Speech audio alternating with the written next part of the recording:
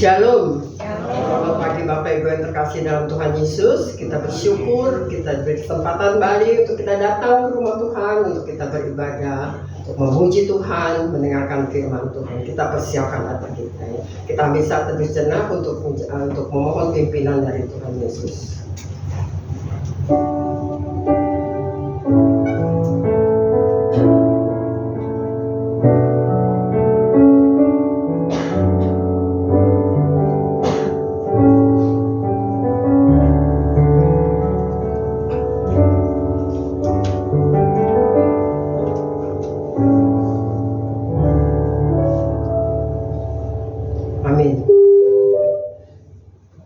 Firman Tuhan pada hari ini bertema Rasul Prematur sebagai Ambasador Kristus yang disampaikan oleh Pendeta Cordelia Gunawan. Selamat melayani Ibu Cordelia. Terima kasih. Ya, kita sampai berdiri, kita akan memulai ibadah kita pada pagi hari ini.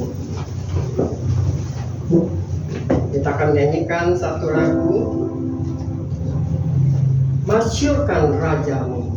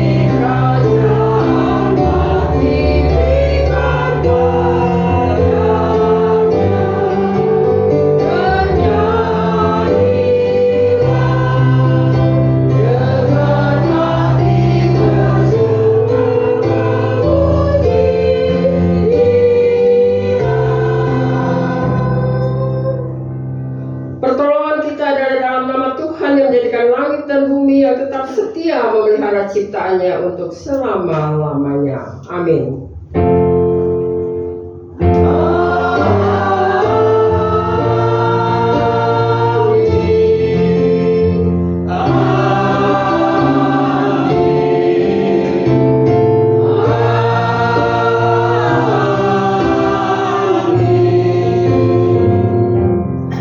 Kasih karunia dan damai sejahtera dari Allah Bapa kita dan dari Tuhan Yesus Kristus menyertai saudara sekalian. Tuhan besertamu. Dan silakan duduk kembali.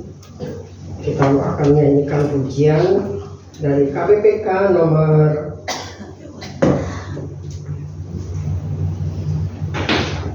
20 ya, dari KPPK nomor nas yang mengawali pada kita pagi hari ini diambil dari kitab 2 Korintus 5 ayat 20 sampai 21. Jadi kami ini adalah utusan-utusan Kristus, seakan-akan Allah menasihati kamu dengan perantaran kami. Dalam nama Kristus kami meminta kepadamu, berilah dirimu didamaikan dengan Allah. Dia yang tidak mengenal dosa telah dibuatnya menjadi dosa karena kita, supaya dalam Dia kita dibenarkan oleh Allah. Ya, kita akan memasuki doa pengakuan dosa. Kita menyanyikan satu buah lagu dari KPPK nomor 193. Tuhan, kini ku datang.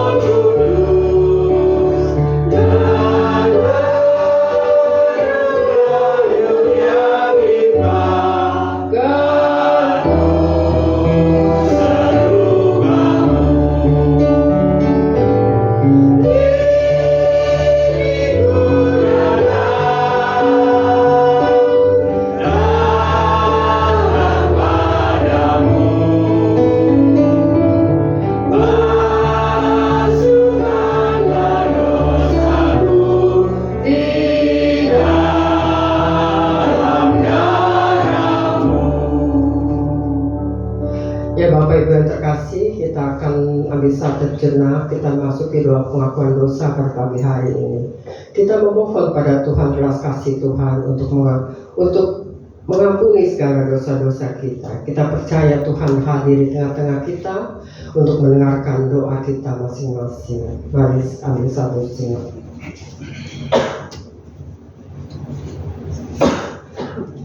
Bapa di surga, kami ucap syukur dan terima kasih ya Tuhan. Kau sudah beri kesempatan kembali pada hari ini, pagi ini kami boleh beribadah kepada-Mu Tuhan. Dan pada saat ini kami akan mengakui segala dosa-dosa kami Tuhan. Kami memasuki doa pengakuan dosa Tuhan. Dengan itu kami memohon padamu berbelas kasihan pada kami semua Tuhan.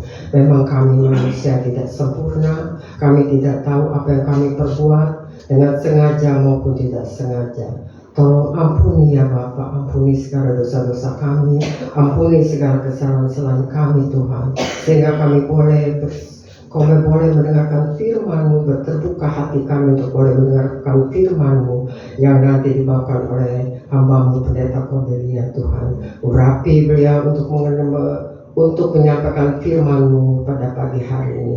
Sucikan dan kuduskan tempat ini ya Bapa. Buka hati kami ya Tuhan untuk kami boleh masuk dalam firman-Mu. Kami serahkan, ampuni sekali lagi Tuhan dosa-dosa kami. Kami serahkan untuk pengakuan dosa ini dalam tangan-Mu. Kami yakin dan percaya Engkau hadir di tengah-tengah kami ya Tuhan. Untuk Kau mendengar, untuk kamu mendengar pengakuan dosa setiap anak-anak-Mu pada pagi hari ini. Terima kasih ya Yesus, hanya di dalam nama Yesus kami berdoa dan ucap syukur. Haleluya, amin.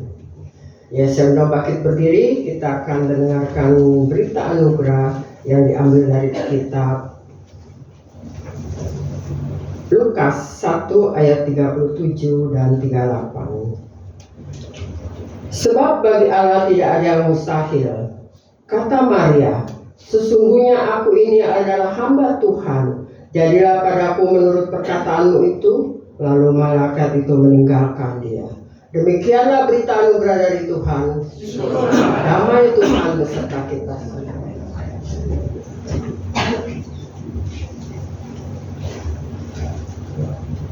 Ya, kita akan nyanyikan satu buah lagu dari KPPK nomor 240, Percaya dan Patuh.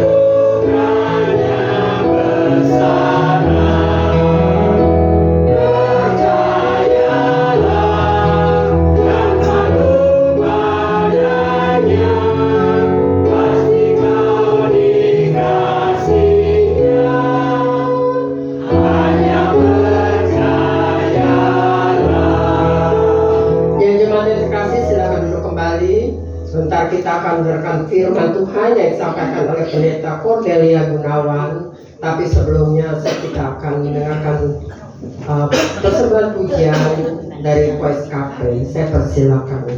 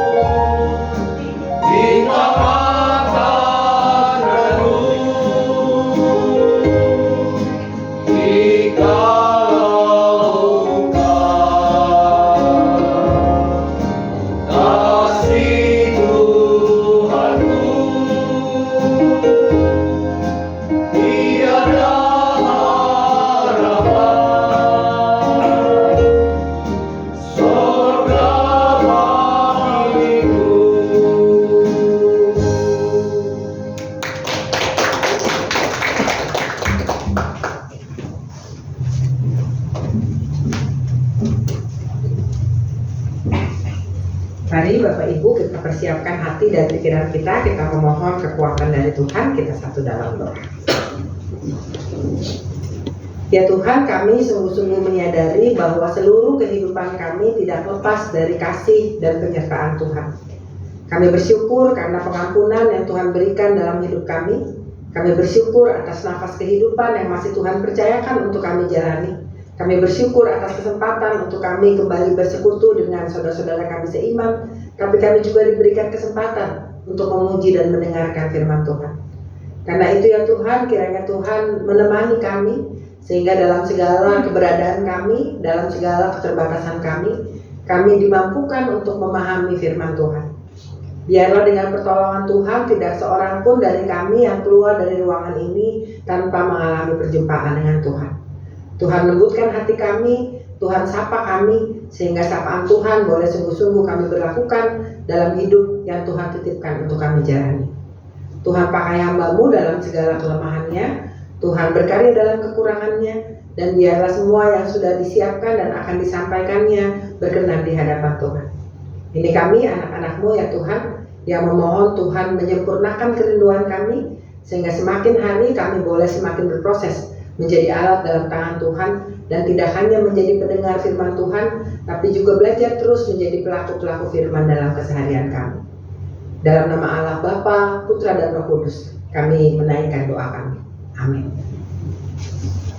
Kita akan bersama-sama membaca dari 1 Korintus pasal 15. 1 Korintus pasal 15 ayatnya yang pertama sampai dengan yang ke-9.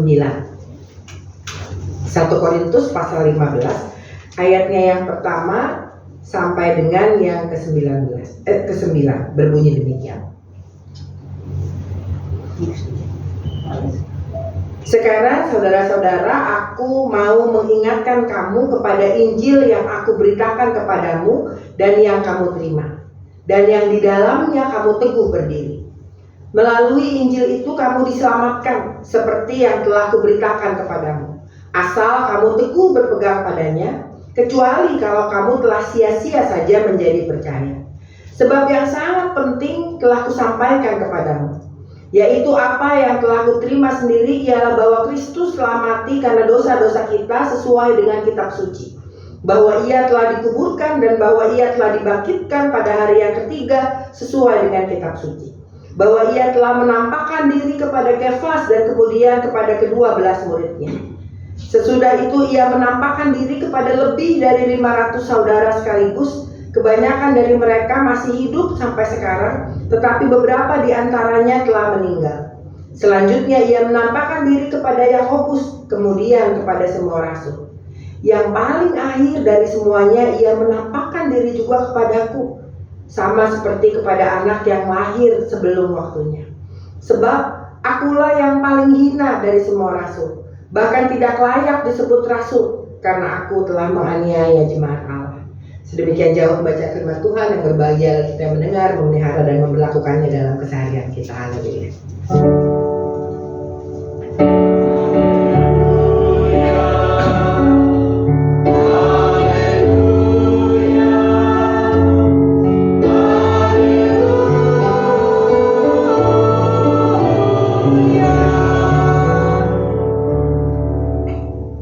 Bapak Ibu, ada sebuah film lama yang dulu cukup terkenal, judulnya Les Miserables. Film ini bercerita tentang seorang tokoh utamanya bernama Jean Valjean gitu ya. Jean Valjean ini baru keluar dari penjara. Dia adalah seorang pencuri, dia baru keluar dari penjara, Bapak Ibu. Waktu pas dia baru keluar dari penjara, dia dijamu makan gitu ya. Dalam jamuan makan itu di rumah keluarga orang kaya, penyakit lamanya kambuh. Penyakit lama yang membuat dia di penjara itu adalah mencuri. Saat itu dia memasukkan peralatan-peralatan yang terbuat dari silver ke dalam tasnya. Dia mencuri peralatan-peralatan itu. Pemilik rumah mencari-cari peralatan itu lalu menelpon polisi gitu ya. Menelpon polisi, dan saat polisi datang, pemilik rumah ini sudah mau menggeledah, sudah mau marah, lalu muncul seorang yang di situ adalah orang yang dipercaya di rumah itu, mengatakan bahwa nggak mungkin Jean Valjean ini mencuri. Dia pasti tidak melakukannya, dan jangan diperiksa, gitu ya. Jangan diperiksa karungnya, jangan diperiksa tasnya. Dan akhirnya pemilik rumah dan polisi itu mendengar. Tapi Jane Valjean sebenarnya mencuri. Tapi sejak itu pengampunan dan kesempatan yang diberikan kepadanya membuat dia sungguh-sungguh mau memperbaharui hidupnya. Dia punya masa lalu yang kelam. Dia seorang pencuri yang dipenjara. Dia bahkan hampir dipenjara lagi karena kebiasaannya untuk mencuri ini muncul lagi, gitu ya. Tetapi ada seseorang yang memberikan kesempatan, memberikan kepercayaan, sehingga ia akhirnya sungguh-sungguh berupaya untuk menyadari bahwa harusnya dia menghargai kesempatan dan pengampunan yang sudah diberikan kepadanya. Setelah itu, hidupnya sungguh-sungguh menjadi seorang yang baik. Dia tidak lagi mencuri, dia memperjuangkan nasib orang-orang miskin, dia berupaya dengan sekuat tenaga hidup seturut dengan apa yang Tuhan mau. Bapak Ibu Saudara, tidak persis sama. Tapi yang kita renungkan pada hari ini, Rasul prematur sebagai ambasador Kristus. Siapa yang gak kenal Paulus? Paulus nama lamanya siapa Bapak Ibu? Nama lamanya Saulus. Si Saulus ini ngapain? Kalau kita baca di ayatnya yang ke-9, sebab akulah yang paling hina dari semua rasul, bahkan tidak layak disebut rasul, karena aku telah menganiaya jemaat Allah. Saulus ini kejahatannya gak kaleng-kaleng Bapak Ibu. Saulus ini menganiaya orang-orang yang percaya. Dia ngejar-ngejar, dia bunuh orang-orang yang percaya sama Yesus. Dia bukan orang baik. Tapi yang menarik di sini dikatakan dia begitu tersentuh karena ternyata Tuhan yang begitu luar biasa menyatakan, menampakkan dirinya kepada dia. Lalu dia membahasakan dia ini seperti anak yang lahir sebelum waktunya. Makanya hari ini tema kita dalam kebaktian ini adalah Rasul prematur sebagai ambasador Kristus. Saulus gak layak jadi ambasador Kristus. Gak ada kriterianya. Mantan penganiaya, orang yang membunuh orang lain. Tapi apa yang kita lihat di sini, Tuhan memberikan kesempatan bahkan kepada Paulus yang dahulunya menganiaya orang-orang yang percaya kepada Tuhan. Apa artinya? Rasul Paulus tidak layak karena dosa masa lalunya. Rasul Paulus tidak layak, bahkan mungkin sulit untuk mengampuni diri sendiri. Makanya dia bilang dia gak layak nih. Tetapi Tuhan memberikan pengampunan kepadanya. Ini yang pertama yang bisa kita pelajari dalam khotbah pada hari ini Bapak Ibu Saudara.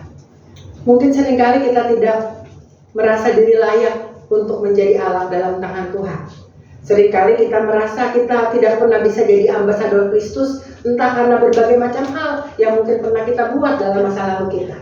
Kita mungkin punya banyak kesalahan yang kita rasa, saya ini gak layak lah Tuhan, gak bisa lah. Saya juga orangnya berdosa, gak mungkin gitu ya. Tapi kita melihat bahwa Tuhan memakai Saulus yang berdosa itu untuk menjadi ambasador Kristus. Prematur gak layak, prematur ini kan gak layak lahir gitu ya. Prematur nih belum dalam posisi untuk bisa lahir. Makanya di sini dikatakan di ayatnya yang ke-8, sama seperti kepada anak yang lahir sebelum waktunya. Harusnya belum waktunya, tapi udah lahir. Begitulah kasih Kristus. Sama seperti Tuhan mengasihi Paulus yang sebenarnya belum layak nih, dosa-dosanya banyak gitu ya. Tapi justru Tuhan melayakkan Paulus untuk menjadi alat dalam tangan Tuhan. Jadi ini yang pertama, kita mungkin merasa diri nggak layak gitu karena mungkin ada kesalahan, ada dosa, ada berbagai macam hal yang masih menghalangi kita. Tapi mari kita belajar dari Rasul Paulus. Bagaimana Rasul Paulus dipakai Tuhan dalam segala dosa-dosa masa lalunya untuk menjadi ambasador Kristus, untuk menjadi pemberita Injil, untuk mewartakan keselamatan yang juga sudah dirasakan dalam kehidupannya. Hal yang kedua, Bapak Ibu Saudara, saya mengajak kita merenungkan sebuah kisah ilustrasi yang pernah saya baca. Jadi ada dua tempayan yang tinggal dalam sebuah gudang milik seorang petani gitu ya. Lalu kedua tempayan ini bercakap-cakap. Tempayan yang satu ini bawahnya ini agak bocel, agak retak, sehingga kalau dia bawa air, dia nggak bisa bawa air penuh. Lalu dia bilang, saya ini ngerasa kenapa ya tuan saya kok masih mau bawa saya. Jadi setiap kali kalau tuannya ini pakai bambu bawa dua tempayan, Bapak Ibu, terus jalan gitu ya dalam tempayan kosong, terus dia sampai di sungai, dia isi tempayan itu, terus balik, tempayan yang satu yang utuh penuh. Tapi dia karena dia retak, akhirnya nggak penuh tuh, paling airnya tinggal setengah. Lalu tempayan ini bilang, untuk apa sih sebenarnya Tuhan saya ini masih mempercayakan saya gitu? Saya ini kan retak. Kalau bawa tempayan yang utuh kan bawanya penuh, baliknya penuh. Kalau bawa saya kan bocoran gitu ya Bapak Ibu ya. Perginya kosong, terus pulangnya mau penuh, tapi akhirnya setengah, bahkan kadang-kadang nggak sampai setengah. Lalu dalam kegelisahannya, dalam kegalauannya dia berpikir gitu, kenapa sih kok Tuhan saya masih mau bawa saya? Orang saya ini kan retak, saya ini akhirnya malah menghambur-hamburkan air. Lalu terus Tuhannya bilang begini, sekarang coba kalau misalnya berjalan, lihat apa yang dia lihat di sisi kiri kanan. Lalu dia mengatakan, oh dia lihat bunga-bunga gitu ya, dia lihat bunga-bunga yang sangat indah, yang begitu menyenangkan mata untuk dilihat. Lalu dia baru sadar, bunga-bunga itu siapa yang siramin? Bunga-bunga itu disirami oleh tetesan air yang jatuh dari dirinya yang rusak. Jadi setiap kali kalau petani itu pulang membawa tempayan yang retak ini lalu menyerahkan di sisi ini gitulah, yang terjadi adalah airnya itu menyirami tanaman-tanaman yang ada di pinggir jalan. Tempayan itu rusak, tapi tempayan itu berguna nggak? Tempayan itu berguna. Tempayan itu tidak perlu menunggu sampai sempurna untuk menjadi berkat. Tidak perlu menunggu untuk sempurna untuk menjadi alat dalam tangan Tuhan. Tapi tempayan itu dalam keretakannya, dalam ketidaksempurnaannya, dia justru menjadi berkat bagi orang lain. Saulus merasa dia belum layak, seperti bayi yang belum layak untuk lahir. Tapi dalam ketidaklayakannya, dalam ketidaksempurnaannya, Tuhan memakai Paulus menjadi alat dalam tangan Tuhan. Seringkali dalam kehidupan kita merasa diri belum saatnya nih, kalau diminta pelayanan, kalau diminta jadi alat dalam tangan Tuhan, kalau diminta apapun, kita seringkali bilang jangan deh, saya kayaknya belum saatnya nih. Gak akan ada saat yang sempurna Bapak Ibu, karena kita akan terus merasa diri tidak layak. Tapi justru dalam ketidaklayakan tempayan itu menjadi berkat bagi bunga-bunga yang hidup di sekitarnya. Dan bunga-bunga itu jadi berbunga karena apa? Karena ketidaklayakan tempayan itu. Jadi jangan batasi karya Tuhan. Bapak Ibu, saudara dan saya mungkin bukan orang yang sempurna. Kita sampai kapanpun Bapak Ibu gak pernah akan menjadi layak. Dan gak perlu nunggu sampai layak. Paulus dalam ketidaklayakannya, karena dia mengatakan dia seperti bayi yang lahir belum pada waktunya, dia dilayakkan untuk memberitakan Injil. Dia dilayakkan untuk melihat Tuhan, merasakan kehadiran Tuhan, melihat Tuhan secara muka dan muka. Itu berkat yang luar biasa. Jadi mari, kita gak akan jadi sempurna. Kita sempurna kalau kita menutup mata dan berjumpa dengan Sang Pencipta. Tapi selama kita masih hidup di dunia, kita gak pernah akan jadi sempurna. Kita hanya berupaya untuk menjadi sempurna. Dan dalam ketidaklayakan kita untuk menjadi sempurna, biarlah kita memberi diri dipakai oleh Tuhan. Dan kiranya di dalam ketidaklayakan kita bisa menjadi berkat bagi orang lain. Jadi saat kita merenungkan rasul prematur sebagai ambasador Kristus, tadi hal pertama saya mengatakan Bapak Ibu bahwa Paulus merasa diri nggak layak gitu ya. Karena dia punya masa lalu, dia punya dosa, dia punya kesalahan, dia punya kelemahan, dia merasa diri tidak layak. Tetapi Tuhan memakai Paulus yang tidak layak karena dosa masa lalunya, karena kesalahannya, karena kerentanannya untuk menjadi alat dalam tangan Tuhan. Dan berarti Tuhan bisa memakai Bapak Ibu, saudara dan saya. Dan hal yang kedua, Bapak Ibu, di dalam segala ketidaksempurnaan Paulus tidak sempurna. Tapi Paulus tidak menunggu untuk menjadi sempurna untuk dipakai oleh Tuhan. Tempayan yang retak berguna dalam keretakannya. Bapak Ibu, saudara dan saya tidak sempurna dan tidak mungkin akan menjadi sempurna. Jadi mari dalam ketidaksempurnaan, dalam ketidaklayakan kita, sama seperti Paulus, kita memberi diri untuk dipakai oleh Tuhan menjadi ambasador Kristus. Sehingga Bapak Ibu tidak perlu menunggu nanti, tapi saat kita masih diberikan kesempatan dalam ketidaklayakan kita boleh dipakai Tuhan menjadi alat dalam tangan Tuhan. Yang ketiga, Bapak Ibu Saudara, menurut saya menarik gitu ya. Kenapa Paulus bisa menjadi rasul yang luar biasa? Padahal Paulus mantan penjahat, Paulus mantan penganiaya. Paulus nih kalau dari kacamata manusia, kalau kita disuruh pilih siapa yang jadi rasul, kira-kira sebagai manusia kita bakal pilih nggak? Udah nggak masuk kualifikasi. Paulus udah dicoret gitu ya. Kita udah bilang ini mah udah nggak cocok lah. Tapi kalau kita pikir-pikir, kenapa Paulus bisa menjadi sosok yang luar biasa? Kenapa dia bisa menjadi salah satu rasul yang meletakkan pokok-pokok dasar iman Kristen? Kenapa Paulus yang begitu bukan siapa-siapa, kok bisa jadi luar biasa? Bukan karena Paulus, tapi karena Tuhan berkarya menyempurnakan apa yang Paulus lakukan dalam kehidupannya. Kita mungkin berasa kita nggak akan mampu gitu ya, kita nih nggak sempurna, kita nih punya banyak handicap, punya kelemahan. Tapi saat kita menyerahkan diri kita kepada Tuhan, Tuhan akan menyempurnakan karya kita. Dalam ketidakmampuan, dalam ketidakmungkinan, mari kita memberi ruang kepada Tuhan untuk berkarya, bahwa Tuhan bisa memakai kita dalam segala keadaan kita untuk menjadi alat dalam tangan Tuhan. Saya punya opa-oma yang dulu tinggalnya di kota kecil namanya Purworejo. Opa-oma saya ini udah meninggal cukup lama dari saya kecil. Tapi saya pikir-pikir, kenapa saya kok mau jadi pendeta gitu ya.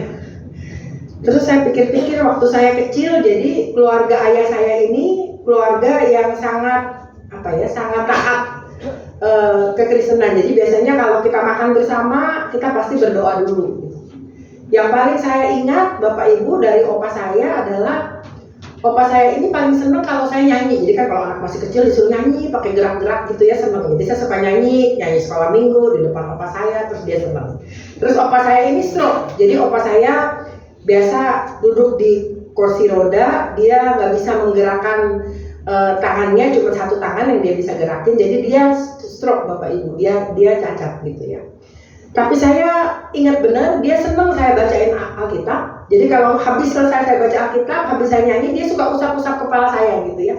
Dan setiap kali kalau saya liburan datang ke sana atau dia main ke rumah saya, dia paling senang kalau saya bacain Alkitab dan nyanyi itu. Terus saya pikir-pikir ini tanpa sadar mungkin memupuk saya gitu ya. Walaupun saya waktu kecil saya pernah bilang di masa-masa itu, saya bilang pengen jadi om itu tuh kayak pendeta gitu. Tapi setelah saya SMA, SMP ini nggak langsung ada pengen, tapi mungkin ini ada di bawah alam sadar saya. Terus opa saya ini karena dia tidak bisa berjalan gitu ya, dia setiap hari Minggu kalau pergi ke gereja yang dekat dari rumah, dia naik beca. Dan tukang becanya jadi Kristen. Karena setiap kali waktu opa saya ini dikayuhin beca gitu ya, dia mungkin bercerita tentang Tuhan Yesus. Dan akhirnya tukang beca ini juga dikasih tinggal di dekat rumah. Di rumahnya rada besar, ada tempat kecil, bisa bangun rumah di situ. Tukang becanya boleh bangun rumah, tukang becanya dan seluruh keluarga akhirnya jadi Kristen. Terus saya berpikir-pikir gitu ya, waktu saya menyiapkan khotbah ini. Opa saya saat itu cacat, Bapak Ibu Saudara. Dia stroke. Tapi dalam keterbatasannya, dengan karya Tuhan yang luar biasa, dia mungkin menyentuh hati saya, di bawah alam sadar saya, membuat saya mau dipakai Tuhan lebih lagi. Di dalam ketidaklayakannya, dia menyentuh hati sang tukang beca untuk juga mengenal Tuhan. Dia tidak dalam kondisi normal, dia udah tua, dia terbatas dengan segala keterbatasannya. Tapi toh manakala dia punya kerinduan untuk memancarkan cinta kasih Tuhan dalam ketidakmungkinan, Tuhan memberikan sebuah kemungkinan. Jadi mari, mungkin Bapak Ibu, Saudara dan saya kerap kali merasa, wah kayaknya gak mungkin lah saya bisa jadi alat dalam tangan Tuhan. Saya ini siapa? Saya udah tua, baca aja mesti dideketin gitu ya. Terus jalan aja susah, mau melakukan sesuatu apa-apa susah. Kita susah, tapi Tuhan punya cara luar biasa. Jadi lakukan yang kita bisa. Sama seperti Rasul Paulus melakukan apa yang dia bisa, dan Tuhan membuat itu menjadi sebuah kemungkinan yang luar biasa. 3 hal Bapak Ibu Saudara, rasul prematur sebagai ambasador Kristus. Maka hal yang pertama, mari kita bersama-sama melihat bahwa dalam ketidaklayakan Paulus karena dosa masa lalunya, karena kesalahannya, karena kelemahannya, karena sesuatu yang bahkan sulit untuk diampuni dalam kehidupannya, Tuhan justru memberikan kesempatan untuk dia menjadi alat dalam tangan Tuhan. Jadi kita mungkin punya segudang dosa, kita mungkin punya segudang kesalahan yang orang lain juga nggak tahu, kita merasa diri begitu tidak layak. Maka mari lihat bahwa Tuhan memberikan kesempatan kepada Bapak Ibu Saudara dan saya. Hal yang kedua, Tuhan memakai Paulus yang tidak sempurna. Tuhan memakai Paulus dalam kelemahannya dan tidak menunggu sampai sempurna untuk menjadi alat dalam tangan Tuhan. Tidak perlu menunggu sampai sempurna, karena Bapak Ibu Saudara dan saya tidak pernah akan menjadi sempurna. Tapi mari dalam segala ketidaksempurnaan kita terus dengan gembira membiarkan diri kita dipakai oleh Tuhan. Dan hal yang ketiga, Bapak Ibu Saudara, mungkin tidak mungkin gitu ya, serasa tidak mungkin bahwa Tuhan bisa memakai saya yang kayak gini ini dalam segala keterbatasan saya. Tapi jangan underestimate, jangan batasi karya Tuhan. Tuhan bisa memakai siapa saja. Dan berarti Tuhan juga bisa memakai Bapak Ibu Saudara dan saya. Selamat belajar menjadi ambasador Kristus, sehingga dalam segala ketidaklayakan, dalam segala ketidakmampuan, dalam segala ketidaksempurnaan, dalam segala keterbatasan saat ini, Tuhan melayakan Bapak Ibu Saudara dan saya untuk menjadi alat dalam tangan Tuhan. Tuhan menolong kita. Amin.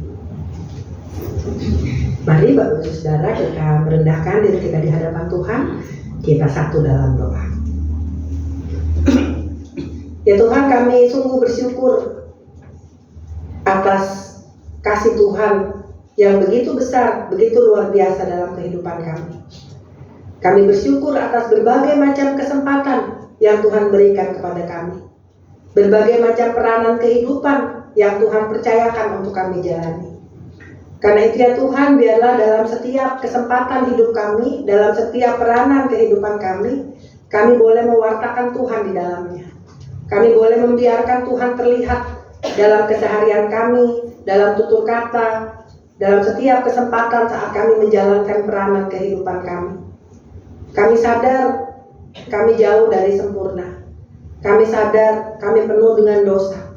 Kami bahkan merasa kami tidak pernah akan mampu menjadi alat dalam tangan Tuhan. Tapi ya Tuhan, kami mau dipakai oleh Tuhan. Karena itu biarlah dalam segala keterbatasan kami, Tuhan menyempurnakan karya dan karsa kami. Dalam segala keterbatasan kami, Tuhan memampukan kami untuk menjadi alat dalam tangan Tuhan. Dan biarlah melalui apapun yang kami lakukan, sesederhana pun itu, kalau itu didasari oleh cinta kami kepada Tuhan, itu boleh menjadi kemuliaan bagi nama Tuhan. Ya Tuhan, pada saat ini kami bersatu hati berdoa bagi bangsa dan negara kami. Kami memohon kiranya Tuhan yang terus hadir dalam kehidupan berbangsa bernegara kami. Dalam masa transisi untuk pergantian pemimpin, kami hanya bisa menyerahkan semua ke dalam tangan Tuhan. Di dalam proses pemilihan pilkada, kami juga hanya bisa menyerahkan kepada Tuhan dan melakukan porsi yang harus kami lakukan. Dan di dalam keyakinan bahwa Tuhan tidak pernah meninggalkan bangsa kami seorang diri. Biarlah Tuhan juga yang memberikan kepekaan kepada para pemimpin yang terpilih untuk tidak hanya memperkaya diri mereka sendiri, untuk tidak hanya mementingkan diri mereka sendiri, tapi juga mementingkan kehidupan rakyat dari Sabang sampai Merauke. Dan biarlah kemerdekaan, biarlah kelayakan hidup tidak hanya menjadi milik segelintir orang, tapi menjadi milik seluruh anak bangsa. Dan biarlah kami sebagai anak-anak Tuhan dalam segala peranan kami boleh menjadi berkat bagi saudara sebangsa dan setanah air. Ya Tuhan, pada saat ini kami secara khusus berdoa bagi pos jemaat di tempat ini. Tuhan berkati Pendeta Sutotan dan seluruh keluarga dalam segala keadaannya, dalam segala keterbatasannya, tapi juga dalam segala sukacita dan cintanya kepada Tuhan. Tuhan mau menyempurnakan karya dan karsanya, sehingga ia boleh Tuhan pakai lebih lagi, tidak hanya menjadi berkat bagi jemaat di tempat ini, tapi juga menjadi berkat bagi banyak orang. Dan biarlah melalui Pendeta Suto dan seluruh keluarga, nama Tuhan boleh semakin dimuliakan. Kami berdoa ya Tuhan untuk setiap orang yang terlibat di dalam program-program, di dalam kegiatan di tempat ini. Biarlah semua program, semua kegiatan boleh semakin mendekatkan setiap orang yang terlibat di dalamnya dalam kedekatan dengan Tuhan, tapi juga saling menjadi berkat satu dengan yang lain. Tuhan berikan kesehatian sehingga melalui jemaat di tempat ini masyarakat di sekitar boleh merasakan berkat-berkat dan boleh merasakan keberadaan Tuhan. Ya Tuhan, pada saat ini kami juga bersatu hati berdoa bagi saudara-saudara kami yang sedang sakit, yang ada dalam kelemahan fisik. Biarlah Tuhan yang boleh beserta dengan mereka, Tuhan yang boleh memegang tangan mereka, Tuhan yang boleh memberikan sukacita dan bahkan memberikan kesembuhan, sehingga mereka boleh berangsur-angsur pulih seperti sedia kala. Kami berdoa untuk setiap saudara-saudara kami yang di dalam masa tuanya, masa usia lanjutnya, berhadapan dengan kelemahan fisik. Biarlah kelemahan fisik tubuh yang semakin menua tidak membuat mereka berhenti untuk memuliakan Tuhan. Biarlah keterbatasan yang ada tidak berhenti untuk membuat mereka menjadi alat dalam tangan Tuhan. Dan biarlah Tuhan yang hadir dalam proses ketuaan yang harus dialami dengan penuh sukacita, mereka boleh terus membiarkan diri dipakai oleh Tuhan. Ya Tuhan, kami berdoa untuk mereka yang mengalami pergumulan apapun itu. Biarlah Tuhan yang hadir dalam setiap pergumulan kami, dan biarlah kami diyakinkan bahwa hari tidak pernah akan terus hujan, selalu akan ada pelangi. Dan dalam kami menantikan pelangi itu kekuatan yang melimpah-limpah berasal dari Tuhan. Jadi apapun permasalahan hidup kami, biarlah kami meyakini kami tidak pernah berjalan sendiri. Tuhan ada memberikan kekuatan, bahkan memberikan jalan keluar. Kami berdoa untuk diri kami masing-masing. Tuhan mengenal kami lebih dari kami mengenal diri kami sendiri. Tuhan tahu apa yang menjadi ketakutan kami. Tuhan tahu apa yang menjadi kekhawatiran kami. Dan biarlah Tuhan memberkati kami dalam setiap peranan yang Tuhan percayakan untuk kami jalani. Jika Tuhan memberikan pasangan hidup kepada kami, biarlah kami boleh menjadi pasangan yang membawa berkat dalam hidup kami. Jika Tuhan mengizinkan kami menjadi orang tua, menjadi opa-oma, biarlah Tuhan juga memberikan hikmat kepada kami, sehingga kami boleh menjadi berkat bagi anak cucu menantu kami. Dan jika Tuhan masih memberikan kesempatan untuk kami mengasihi orang tua kami, biarlah kesibukan, keterbatasan tidak menjadi penghalang untuk kami terus mengasihi orang tua kami. Berkati kami ya Tuhan dalam setiap hal yang kami lakukan, sehingga semuanya sungguh berkenan di hadapan Tuhan. Berkati kami dalam pekerjaan kami, pelayanan kami, keseharian kami, dan biarlah hormat, kemuliaan hanya untuk nama Tuhan. Dalam nama Allah Bapa, Anak dan Roh Kudus, kami menaikkan seluruh doa syafaat kami. Amin.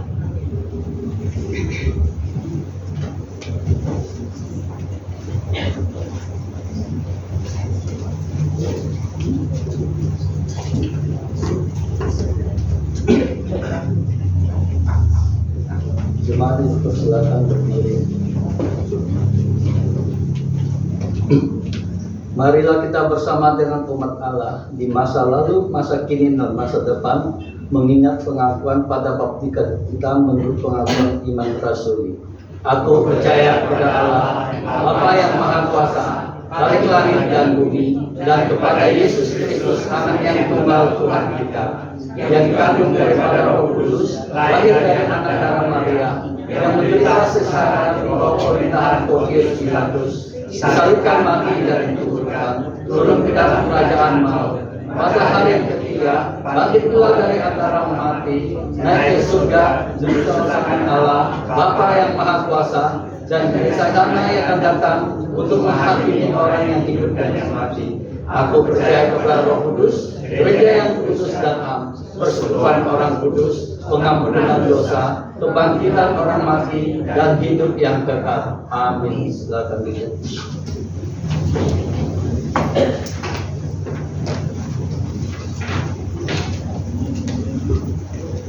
Ya, puji Tuhan, kita sudah diberkati oleh firman Tuhan pada pagi hari ini.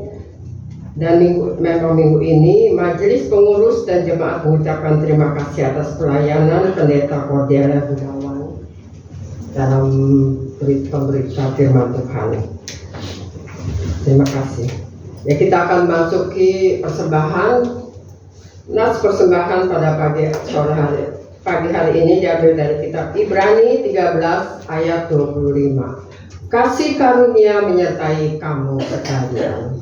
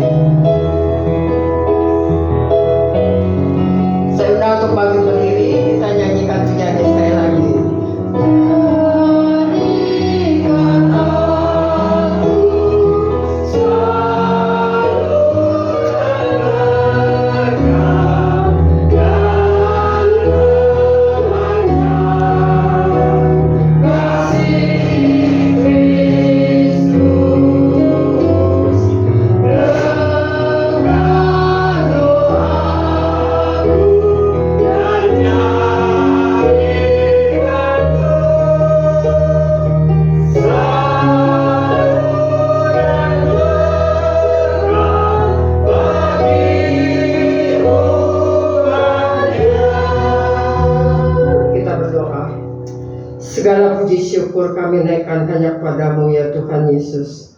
Oleh karena kasih dan penyertaan-Mu sudah kami terima dan menikmati hingga saat ini. Terima kasih ya Tuhan untuk firman yang telah kami dengar pada hari ini. Bapa di surga, terima kasih Engkau sudah memberikan kesempatan untuk memberikan persembahan pada hari ini. Berkati ya Tuhan Yesus persembahan kami, agar persembahan ini dapat menyenangkan hati-Mu dan untuk memperluas kerajaan-Mu di tempat ini.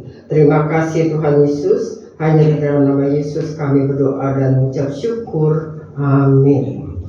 Ya, kita akhiri ibadah kita pagi hari ini dengan pujian pengutusan dari KPPK nomor 233. Aku percaya padanya, dan nanti kita akan menerima doa berkat dari hambanya Pendeta Cornel Cordela.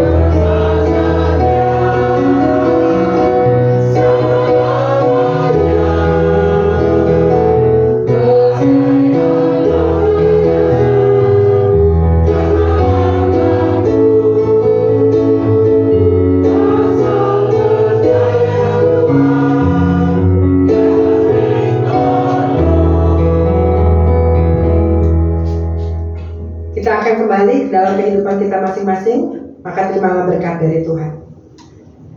Tuhan memberkati engkau dan melindungi engkau. Tuhan menyinari engkau dengan wajahnya dan memberi engkau kasih karunia. Tuhan menghadapkan wajahnya kepadamu dan memberi engkau damai sejahtera.